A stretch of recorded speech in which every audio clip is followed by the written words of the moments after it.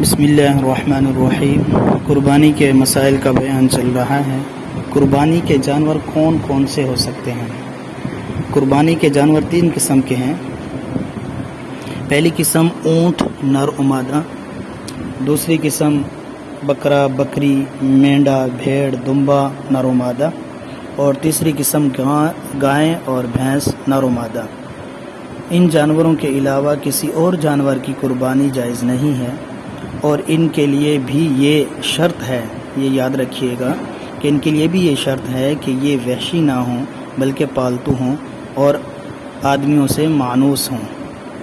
اور اس کے ساتھ یہ بھی یاد رکھے کہ گھوڑا مرغی ہرن نیل گائے وغیرہ کی قربانی درست نہیں ہے، کیونکہ ان جانوروں کی قربانی حضرت صلی اللہ علیہ وآلہ وسلم سے قولاً اور فعلاً اور تقریراً ثابت نہیں ہے۔